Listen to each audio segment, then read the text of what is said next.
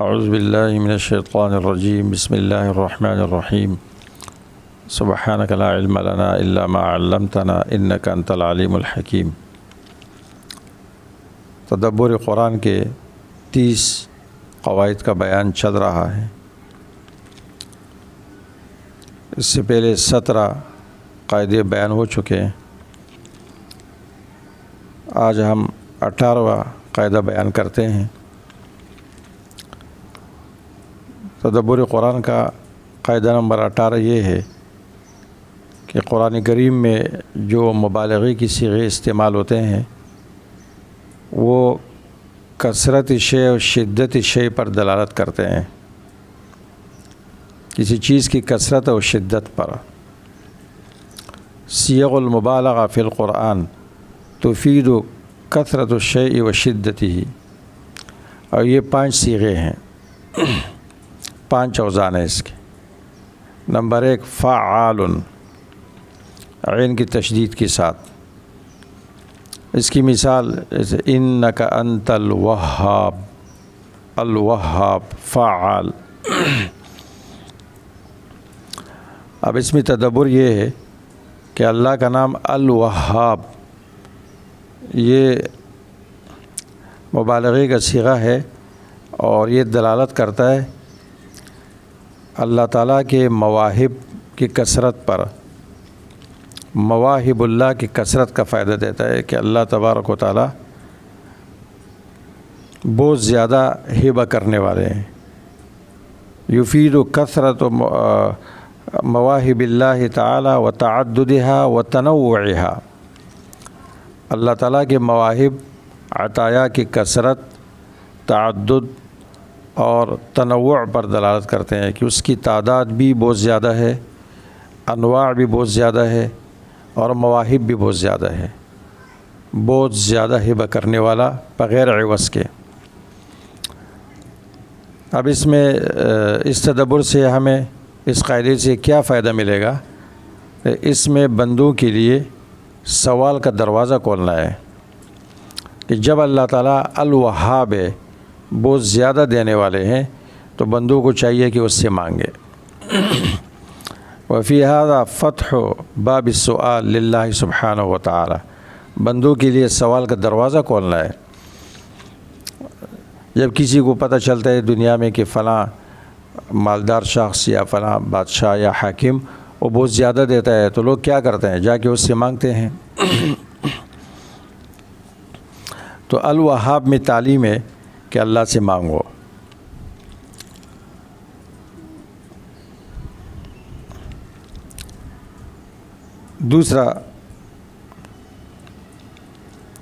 دوسرا وزن مفعال بکسر المیم، اس کی مثال یرسل السماء علیکم مدرارا۔ اب اس میں تدبر یہ ہے کہ مفعال کا یہ وزن اس بات پر دلالت کرتا ہے کہ اللہ تبارک و تعالیٰ استغفار کے ذریعے بہت زیادہ بارش برساتے ہیں، اور آسمان کے بند دروازے کھولتے ہیں، کیونکہ مدرارن یہ مفعال کا وزن ہے، یہ مبالغے کی صیغوں میں سے۔ نمبر 3 فعول کا وزن، فعول۔ اس کی مثال غفور، واللہ غفور الرحیم۔ تو اب اس میں تدبر سے یہ بات معلوم ہوتی ہے کہ غفور کا جو صیغہ ہے، وزن ہے، یہ دلالت کرتا ہے اللہ تعالیٰ کے عظیم مغفرت پر، وسعت مغفرت پر۔ اب اس سے وہ شخص جس سے یہ فوت ہوگا تو وہ محروم ہوگا۔ اللہ کی یہ مغفرت جس سے فوت ہو جائے گی وہ محروم شخص ہو سکتا ہے، کیونکہ غفور اللہ بہت زیادہ عظیم مغفرت کرنے والے ہیں۔ نمبر 4 فعیل کا وزن، وکان اللہ سمیعا علیما، سمیع علیم۔ اب تدبر سے یہ بات معلوم ہوتی ہے کی آیت دلالت کرتا ہے اس بات پر کہ اللہ تبارک و تعالی ہر چیز کی سننے والے ہیں اور اس پر کوئی چیز مخفی نہیں ہے۔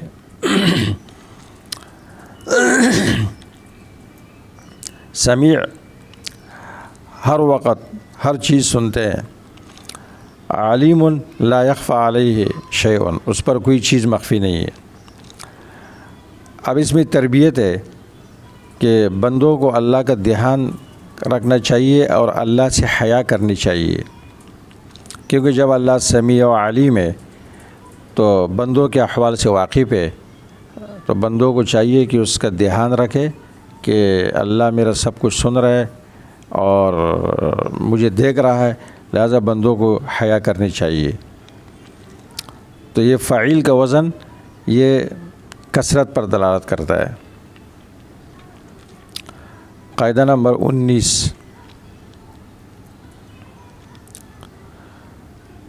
قرآن کریم میں حروف استقبال وہ مستقبل میں کسی امر کے حصول پر دلالت کرتے ہیں۔ اس قاعدے کی وضاحت یہ ہے کہ حروف استقبال جو دو ہے، ایک سین ہے ایک سوپ ہے، یہ دونوں فعل پر داخل ہوتے ہیں اور استقبال کا فائدہ دیتے ہیں۔ اہل لغت دونوں میں فرق بیان کرتے ہیں۔ وہ فرق یہ ہے کہ سین مستقبل قریب کے لیے استعمال ہوتا ہے اور سوپ مستقبل بعید کے لیے استعمال ہوتا ہے۔ جب یہ دونوں حروف کسی آیت کے اندر آ جائے تو پھر یہ مستقبل پر دلالت کرتے ہیں۔ اب مثالوں سے اس قاعدے کی وضاحت۔ نمبر 1، ان الذین آمنوا وعملوا الصالحات سیجعل لهم الرحمن ودا، سورہ مریم کے بالکل آخر میں۔ بے شک وہ لوگ جنہوں نے ایمان لایا عمل صالح کیے، عن قریب رحمان ان کے لیے محبت پیدا کرے گا لوگوں کے دلوں میں۔ اب اس آیت میں اس قاعدے کی روشنی میں جب تدبر کریں گے تو اس سے یہ بات معلوم ہوگی کہ اللہ تبارک و تعالی عن قریب ایمان والوں کو اپنی طرف سے محبت عطا فرمائیں گے۔ اور جیسے کہ سیجعلو کے اندر جو حرف استقبال ہے یہ اس کے قرب پہ دلالت کرتا ہے کہ عن قریب ایسا ہونے والا ہے۔ دوسری مثال، سیجعل اللہ بعد عسر یسرا،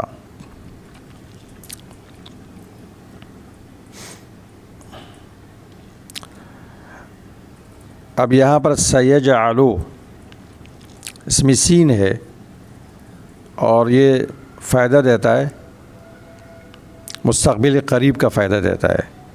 تو آیت سے یہ بات معلوم ہوتی ہے کہ اللہ تبارک و تعالی عن قریب عسر کے بعد یسر لائیں گے، مشکل کے بعد آسانی لائیں گے، اس لیے کہ حرف استقبال یہاں موجود ہے اور اس میں تربیت ہے تفاعل کی، نیک شگونی کی اور اللہ تعالیٰ پر حسن ظن کی، کہ جب آپ پر مصیبت آ جائے تو مایوس نہیں ہونا چاہیے، اللہ پر حسن ظن رکھے اور اللہ پر نیک شگون رکھے، اللہ تعالیٰ آسانی لے کر آئیں گے۔ قاعدہ نمبر 20، قرآن کریم میں تنوین غالباً تعظیم پر دلالت کرتا ہے۔ اس قاعدے کی وضاحت یہ ہے کہ عربوں کی عادت ہے اختصار، کلام کو مختصر کرنا۔ تو اختصار کے اسالیب میں سے ایک یہ ہے کہ وہ نون ساکن کو، جو کلمہ کے آخر میں نون ساکن آتا ہے، اس کو تنوین کی طرف تبدیل کر لیتے ہیں، مختصر کر لیتے ہیں۔ اور پھر اختصار کا طریقہ یہ ہے کہ اس تنوین، یہ جو تنوین ہے وہ کسی چیز کی عظمت کی طرف اشارہ کرتا ہے۔ تو ایک نون ساکن کی جگہ تنوین آ گئی اور ایک اس میں تعظیم کا معنی بھی آ گیا، تو دو قسم کے اختصارات آ گئے۔ اب جیسے عام مثالوں میں اس کی مثال ہے لکم جائزتن، تمہارے لیے بہت بڑا انعام ہے. جائزتن، اب یہ تنوین دلالت کرتے ہیں اس بات پر کہ انعام بہت بڑا ہے. جائزتن عظیمتن. اور کبھی اس سے مراد تحقیر ہوتی ہے، جیسے ما من شیء، کوئی چیز نہیں ہے، کوئی چیز نہیں ہے. اب مثالوں سے اس قاعدے کی وضاحت قرآن کریم میں سورہ یاسین کی آیت سلام قولا من رب الرحیم. اب سلامن کے اندر جو تنوین ہے یہ فائدہ دیتا ہے اس بات کا کہ سلام عظیم ہے. کیوں؟ اللہ کی طرف سے ہے، تو جتنے اللہ بڑے ہیں اللہ کی طرف سے سلام بھی اتنا بڑا ہوگا. نمبر 2 فَإِنَّ مَعَ الْعُسْرِ يُسْرًا. اب یسرن کے اندر جو تنوین ہے یہ دلالت کرتے ہیں اس بات پر کہ جو یسر اللہ لے کر آئیں گے وہ بہت بڑا ہوگا، وہ عظیم ہوگا. بے شک مع العسر، تنگی کے ساتھ، یسرن بڑی آسانی ہے، بہت بڑی آسانی ہے. اس کا یہ ترجمہ نہیں کرو گے کہ تنگی کے ساتھ آسانی ہے، نہیں، تنگی کے ساتھ بڑی آسانی ہے.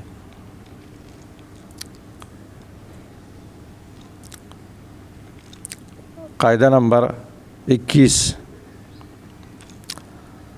قرآن کریم میں استفہام یہ متعدد امور کے لیے استعمال ہوتے ہیں اور لائے جاتے ہیں. نمبر 1، استفہام امر کے لیے آتا ہے. مثال انما یرید الشیطان ان یوقع بینکم العداوۃ والبغضاء فی الخمر والمیسر ویصدکم عن ذکر اللہ وعن الصلاۃ فہل انتم منتہون. اب فہل انتم منتہون، یہ حل حرف استفہام ہے، یہ امر کا فائدہ دیتا ہے. کیا تم باز آنے والے ہو، یعنی باز آ جاؤ. اس کو استفہامی طلبی کہتے ہیں. تو آیت میں تدبر سے کیا بات معلوم ہوتی ہے کہ یہ جو استفہام ہے یہ دلالت کرتا ہے اس بات پر کہ اللہ تبارک و تعالیٰ ترک خمر اور میسر کا حکم دیتے ہیں. جوا و شراب چھوڑ دو. فہل انتم منتہون، کیا تم باز آؤ گے، یعنی چھوڑ دو یہ. اور یہ استفہام کی دلالت سے ہوتا ہے اور اس کو استفہامی طلبی بھی کہتے ہیں. قرآن کریم میں اس کی بہت ساری مثالیں ہیں. استفہام بمعنی امر. نمبر 2، یہ انکار کے لیے استعمال ہوتا ہے. اغیر اللہ تدعون، کہ اللہ کے علاوہ کسی اور کو پکارو گے. تو اب تدبر کیا ہے اس میں، یہ استفہام فائدہ دیتا ہے انکار کا، غیر اللہ کی پکارنے پر، غیر اللہ کی پکارنے کے انکار پر دلالت کرتا ہے کہ اللہ کے علاوہ کسی کو پکارو گے یا نہیں، غیر اللہ کو مت پکارو. نمبر 3، تشویق کے لیے استعمال ہوتا ہے، شوق پیدا کرنے کے لیے. مثال یا ایھا الذین آمنوا هل ادلکم علی تجارۃ تنجیکم من عذاب علیم. اب هل ادلکم جو لفظ حل ہے یہ تشویق کے لیے ہے، یہ سننے والے کے ذہن میں شوق پیدا کرتا ہے کہ اب بتاؤں میں تم کو ایسی چیز، ایسی تجارت جو تمہیں نجات دے دردناک عذاب سے. نمبر 4، تقریر کے لیے، ثبوت کے لیے آتا ہے، کسی چیز کو برقرار رکھنے کے لیے، ثابت رکھنے کے لیے. جیسے الم نشرح لک صدرک، کیا ہم نے آپ کے لیے آپ کا سینہ نہیں کھولا، یعنی کھولا ہے. تو اس آیت میں اللہ تبارک و تعالیٰ اپنے نبی صلی اللہ علیہ وسلم کو اللہ نے جو نعمتیں دی ہے اس کے ثبوت کے لیے یہ استفہام استعمال ہوا ہے، اور استفہام اس پہ دلالت کرتا ہے کیا ہم نے ایسا نہیں کیا، یعنی کیا ہے. نمبر 5، تحویل، کسی چیز کے ہولناکی کو بتانا. مثال وما ادراک ما الحاقہ، آپ کو کیا پتہ کہ حق کیا ہے. تو اب وما ادراکا یہ جو استبہام ہے یہ حاقہ کے تحویل اس کے ہولناکی پر دلالت کرتا ہے کہ وہ ہولناک منظر ہوگا۔ اس کے علاوہ دوسرے اغراض بھی ہوتے ہیں، وہ دوسرے اغراض یہ کہ کبھی استبعاد کے لیے استعمال ہوتا ہے، جیسے انا لہم التناوش، انا لہم الذکریٰ، اب نصیحت ان کے لیے کہاں۔ کبھی تعظیم کے لیے بھی استعمال ہوتا ہے، من ذا الذی یشفع عندہ الا باذنہ، کبھی تحقیر کے لیے آتا ہے، اھذا الذی یذکر آلہتکم، یہ ہے وہ جو تمہارے الہہ پر عیب لگاتا ہے، یعنی اس کی کیا حیثیت ہے۔ وقالوا، تعجب کے لیے بھی آتا ہے، وقالوا ما لہذا الرسول یأکل الطعام ویمشی فی الاسواق، کہتے ہیں منکرین رسالت کیا ہوا اس پیغمبر کو، یہ تو کھانا کھاتا ہے اور بازاروں میں پھرتا ہے۔ تحکم کے لیے بھی آتا ہے، استہزاء کے لیے، قالوا یا شعیب الصلاۃ تأمرک ان نترک ما یعبد آباؤنا، الصلاۃ تأمرک، آپ کی نماز یا آپ کا دین آپ کو یہ حکم دیتا ہے کہ ہمارے معاملات میں دخل اندازی کرو۔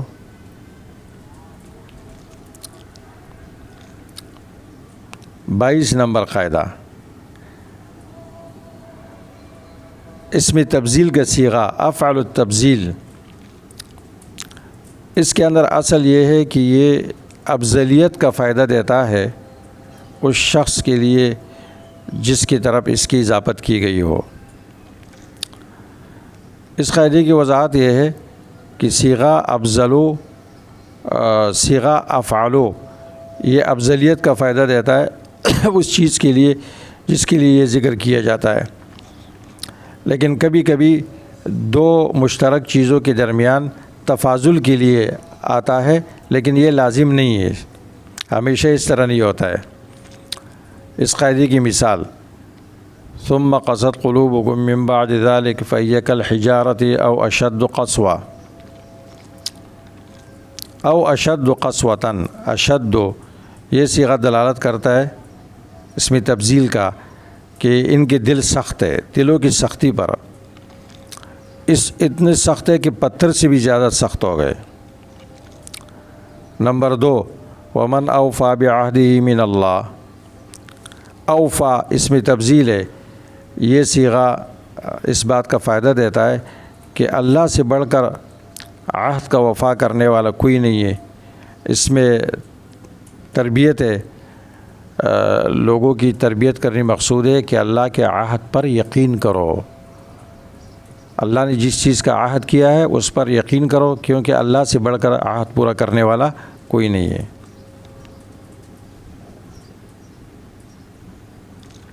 قاعدہ نمبر 23، لفظ با، حرف با قرآن کریم میں چند معنوں کے لیے استعمال ہوتا ہے، اس میں زیادہ مشہور یہ ہے۔ نمبر 1، سببیت، کہ یہ کام فلاں فلاں سبب سے ہوا ہے، مثال انکم ظلمتم انفسکم باتخاذکم العجلہ، تو ابا نے کس چیز کا فائدہ دیا؟ سببیت کا، کہ انہوں نے جو اپنے آپ پر ظلم کیا اس کا سبب عجل کو معبود بنانا ہے، اور اس میں دلالت ہے اس بات پر کہ انسان برے اعمال کے ذریعے اپنی ذات پر ظلم کرتا ہے۔ نمبر 2، تلبس والاتساق کے لیے آتا ہے، التلبس والالتصاق، یعنی یہ امر اس کے ساتھ متلبس ہے، اس کے ساتھ تعلق ہے، اس کے ساتھ چپکا ہوا ہے۔ مثال فمن عفی لہ من اخیہ شیء فاتباع بالمعروف، تدبر سے کیا معلوم ہوگا کہ اتباع یعنی پیچھے لگنا قاتل کے دیت کے مال کے تقاضا کرنے کے لیے، یہ متلبس ہے معروف کے ساتھ، متلبس بالمعروف ومصاحب لہ، یعنی قاتل کو کسی نے قصاص معاف کیا، اب دیت کے مال کا تقاضا ہو رہا ہے اور وہ ٹال مٹول کر رہے دیت ادا کرنے میں، تو جو ولی مقتول ہے وہ کیا کرے گا؟ وہ مطالبہ کرے گا، اگر قاتل ٹال مٹول کرتا ہے، قص ادا کرنے میں سستی کرتا ہے، تو یہ کیا کرے گا؟ فاتباع بالمعروف، اچھی طریقے سے اس سے مطالبہ کرے گا، زیادہ سختی نہیں کرے گا۔ تو جب یہ دیت کے مال کے بارے میں اتباع بالمعروف ہے، پیچھے لگنا ہے، تو عام معاملات میں تو بطریق اولا ہے۔